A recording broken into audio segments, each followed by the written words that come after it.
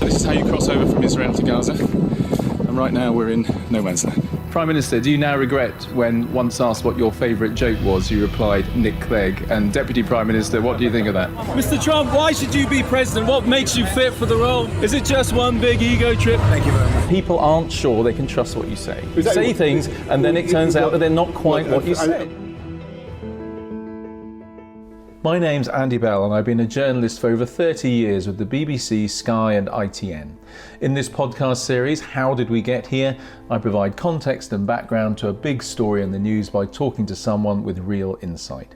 Today, even as the Queen prepares for her Platinum Jubilee, is the monarchy in trouble? We've had the scandal surrounding Prince Andrew, the flight of the Sussexes to California, even a Caribbean tour by William and Kate that attracted more bad publicity than good.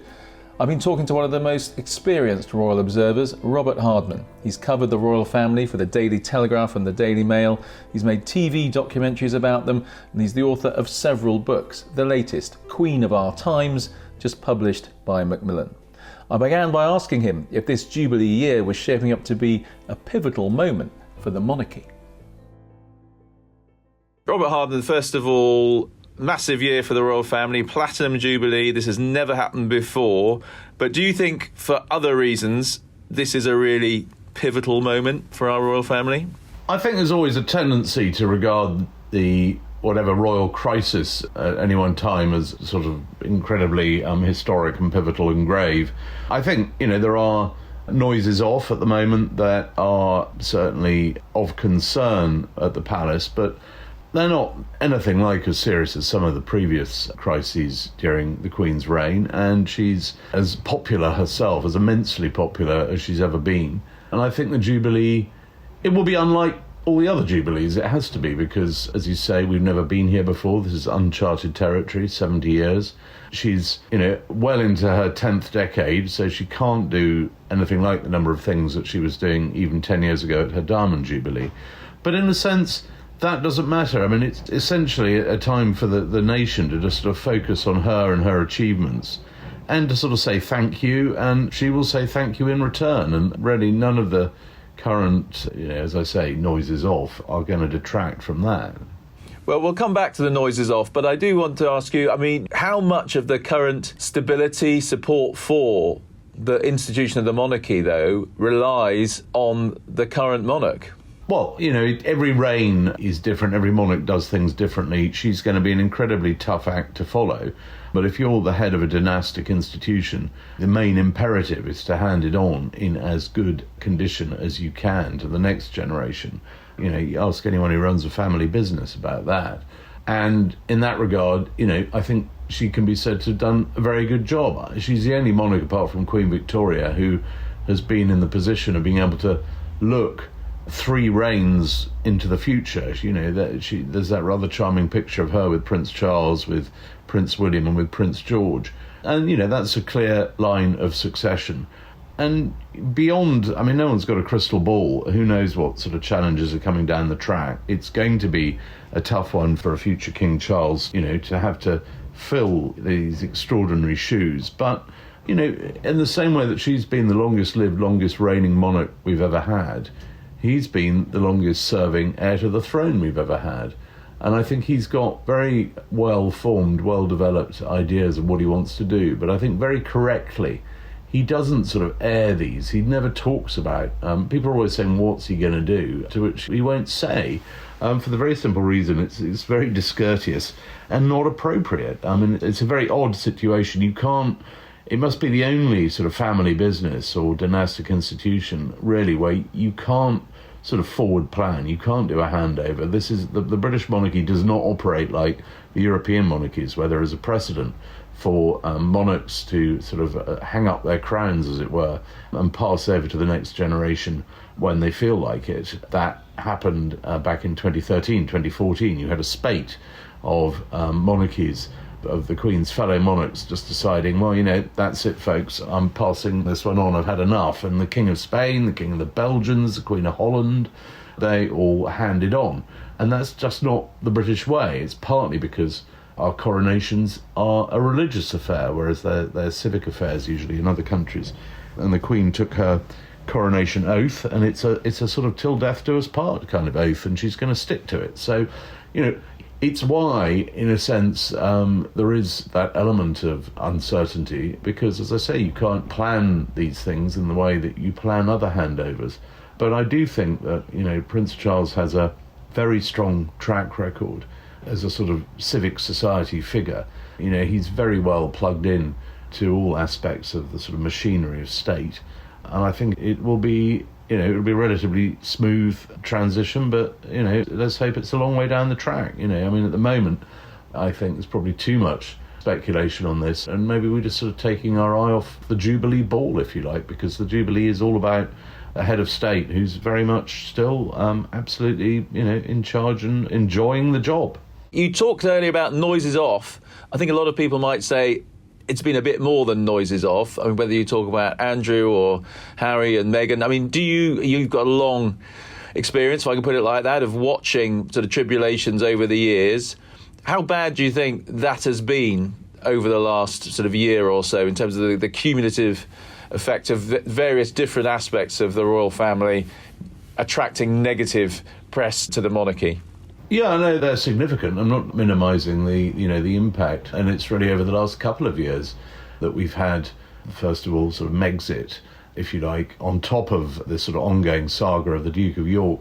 I mean, these are serious issues for the royal family to sort out. But unlike some of the previous crises, if you go back to the 1990s, or what the Queen called her annus horribilis of 1992, when you had the sort of succession of failed royal marriages and huge issues surrounding tax, surrounding the royal finances, and then ultimately this sort of hugely symbolic blow of Windsor Castle having this terrible inferno. That felt much more like a sort of existential crisis, and those were crises that actually involved the direct line of succession. These are family issues. Yes, they're important, they make big headlines, but they're effectively concerning two younger sons who are not going to reign, who are not, they are of lesser importance. It's certainly, the most significant run of challenges for the monarchy, I would say, really, possibly the last 15, 20 years. I mean, things, if you look back to the last Jubilee, I mean, that was a very, very happy period, just fresh off the back of the marriage of the Duke and Duchess of Cambridge. You had very successful, Queen's state visit to Ireland, one of the most significant, I think, bits of diplomacy of her reign. Then you had her Jubilee, you had the Olympics. That was a sort of great, but I think we'll look back on that as a very happy sort of golden period. And then, obviously, as I say, in the last couple of years, you've had the Duke of York getting progressively more problematic, and you've had Prince Harry and the Duke and Duchess of Sussex getting more and more unhappy with their royal lot, and then finally chucking it in.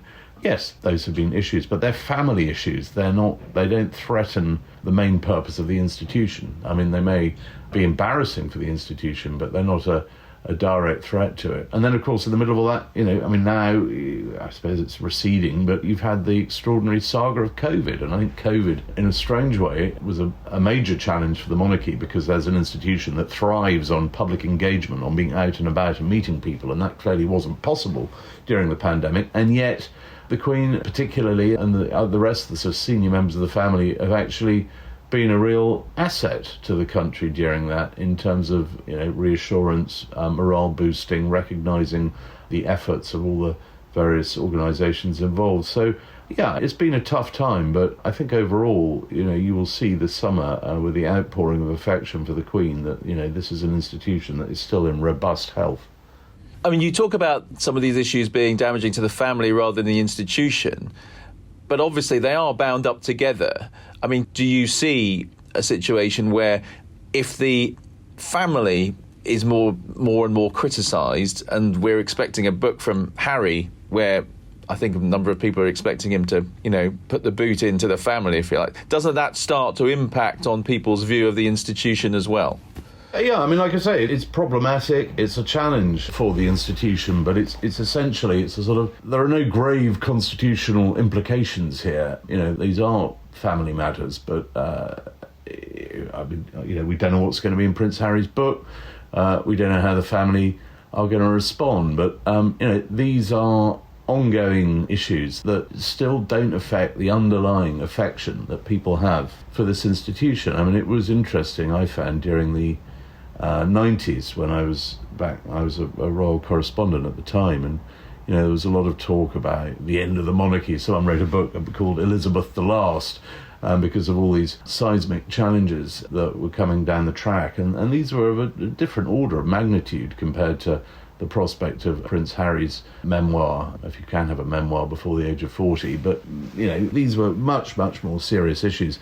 And yet, through all that, there was a lot of marketing research, opinion poll research done by Mori and others. And it was quite interesting that while, in response to individual questions, opinions might vary, but the central underlying support for the idea of monarchy versus the idea of something else, the fact that this institution that's been around for 1,000 years, it was sort of pretty much flatlining. It just carried on at somewhere between 2/3 and 75%, still way, way, way in excess of any sort of appetite for something else. Now, the one thing the monarchy should never do is be complacent. They've got to address these issues. And like I say, I'm not belittling them, but I think we need to keep a sense of perspective here. And I think, of course, we in the media, and particularly in sort of the age of social media, 24/7 rolling news, everything is a crisis immediately.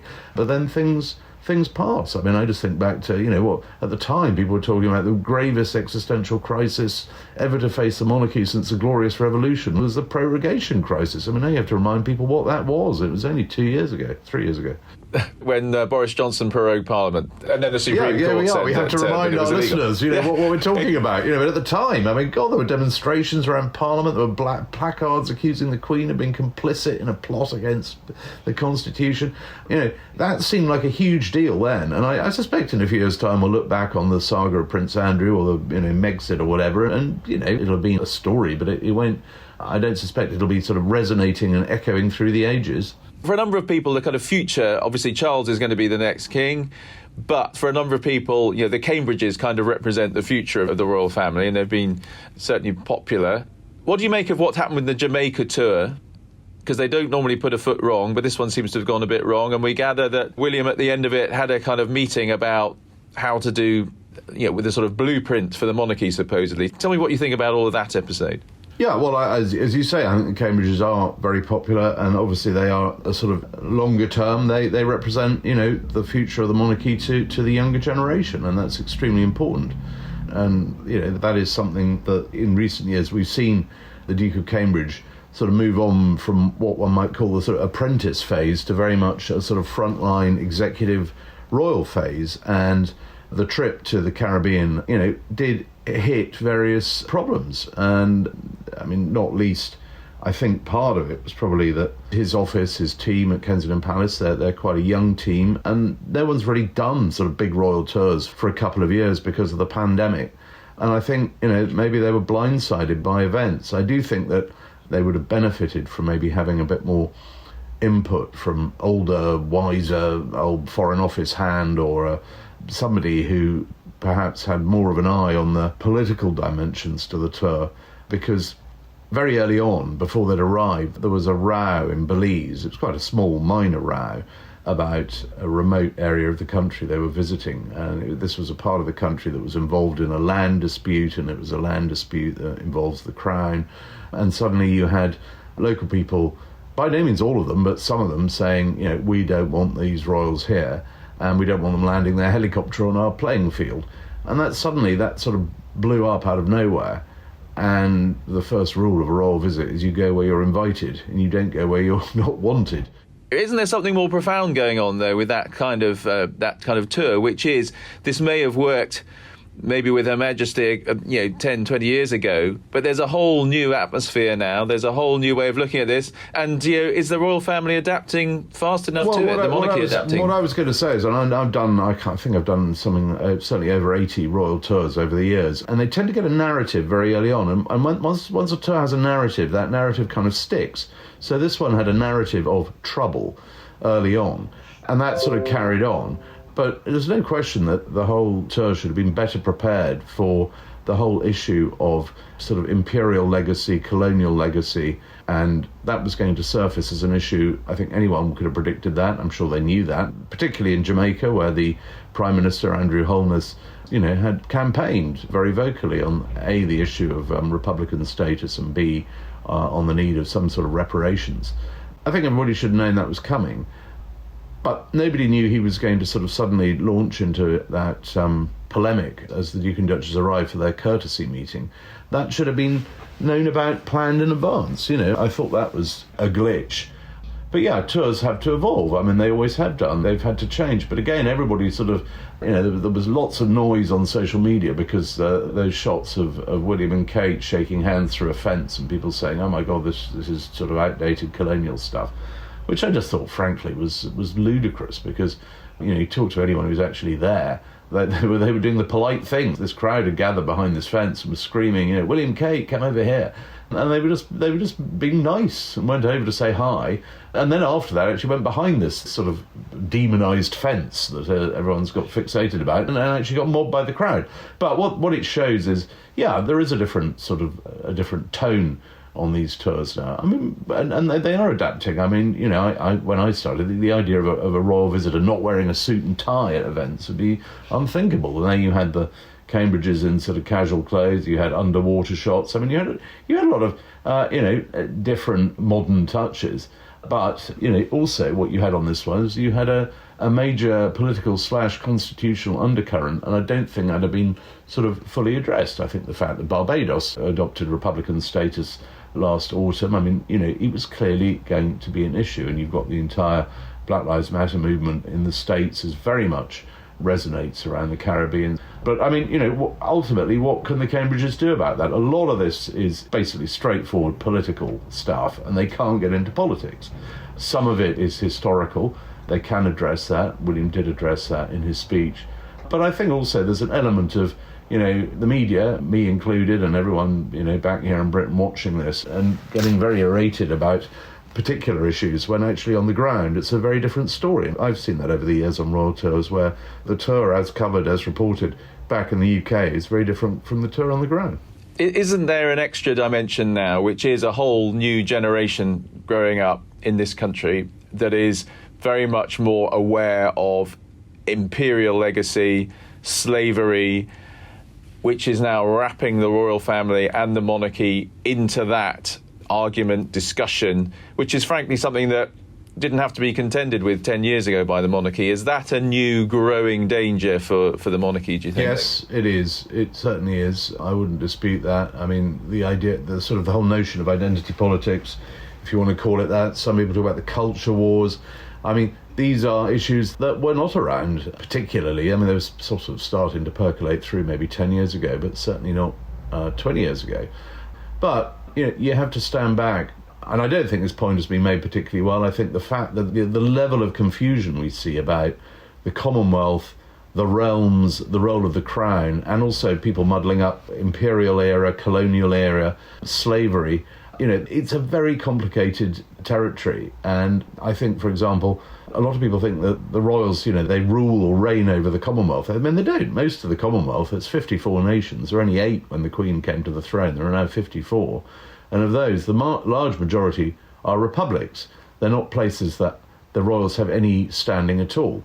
On this tour, the Duke and Duchess were going to realms. Those are countries of which the Queen is head of state because it's her Jubilee year. And so the main purpose of these visits was to sort of extend Jubilee good wishes from the Queen via her grandson. But what I was interested by on this is that people seem to have forgotten why the crown is there in these places. There's a lot of talk about these countries need to throw off the yoke of colonialism and be independent and be free.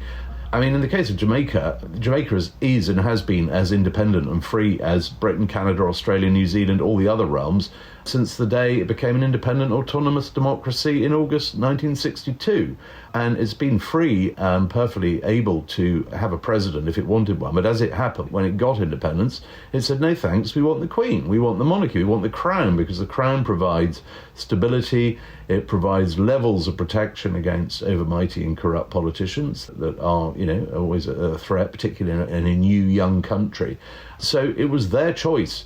to keep the Queen as head of state, and she's done her bit. There's absolutely no level of imposition from the Crown, but to read some of the rhetoric and the narrative, it's as though you've got this sort of ancient evil institution sort of clinging to power, and these countries trying to get rid of it and shed this sort of these imperial shackles.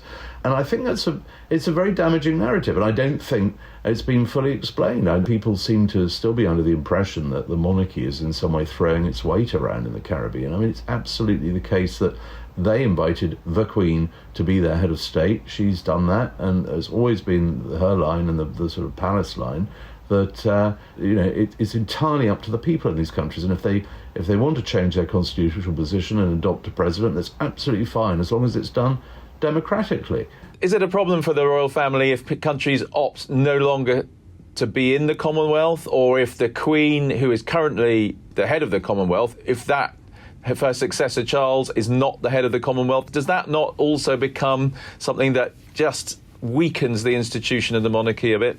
Yeah, it does, but there you see you've fallen into the trap that everybody else does. You're muddling up the Commonwealth and the realms. No one is talking about leaving the Commonwealth. Absolutely nobody is saying we want to leave the Commonwealth. All you've got in the Commonwealth is actually a queue of nations wanting to join.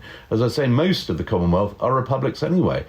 What you're talking about is realms, the small number of Commonwealth realms, which are 14 apart from the UK, which are countries within the Commonwealth that have the Queen as head of state. Now, if a lot of them suddenly decide that they don't want the crown anymore, that's obviously an issue for the royal family. It's inevitable. Historically, it hasn't happened much, but I think it's entirely logical, and the royal family think it's entirely logical. I mean, you can't go on forever having countries thousands of miles away with an absentee head of state. But as I say, there is this perception that by getting rid of the crown, this is somehow a sort of a loss of confidence in individuals. It's like, oh, well, we don't want King Charles.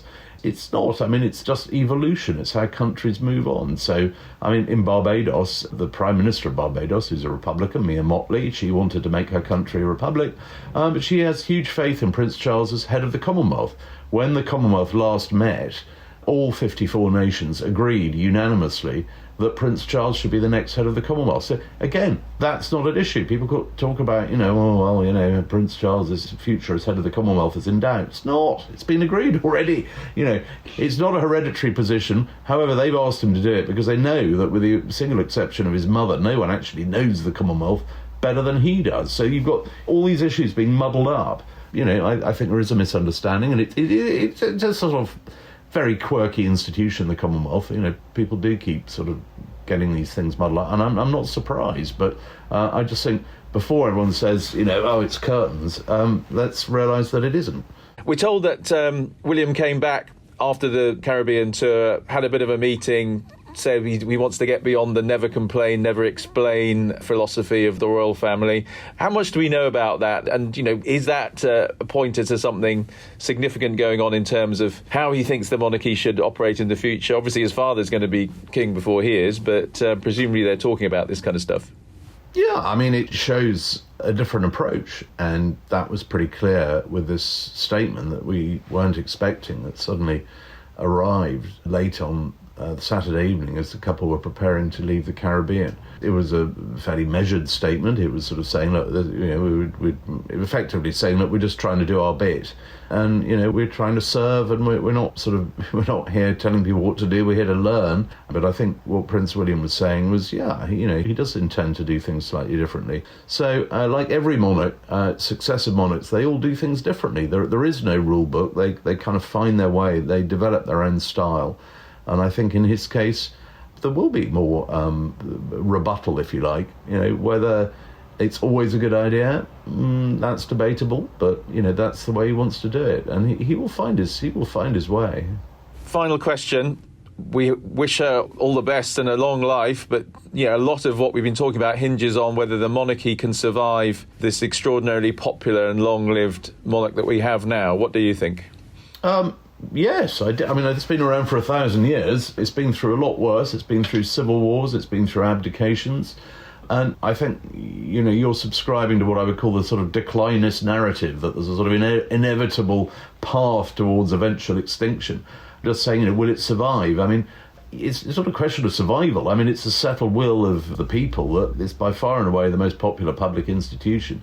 I see no reason why it doesn't carry on, because I think in Britain, we tend to sort of constantly look at the downsides of it, but as a sort of beacon of stability, of continuity, it's very hard to beat. I mean, whenever you look at a study, the UN brings out an index every year of the most standards of living around the world. It's very interesting that although only a handful of countries around the world have monarchies, the top 10 is predominantly countries with monarchies. Not just us, but Norway and Holland and the Scandinavians.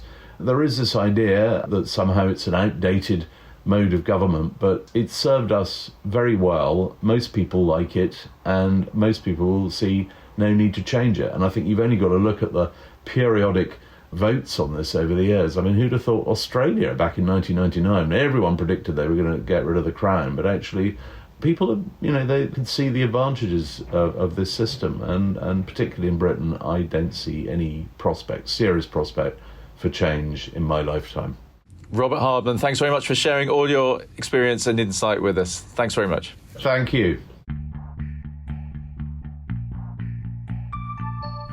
Robert Hardman showing a steadfast faith in the future of the monarchy, despite what he calls the noises off. If you have thoughts on this or ideas for other podcasts, you can email me at andy.bell@itn.co.uk, and I'm tweeting it at AndyBell5News. And please share, rate and review. Thank you for listening to this edition of How Did We Get Here? There'll be another along soon.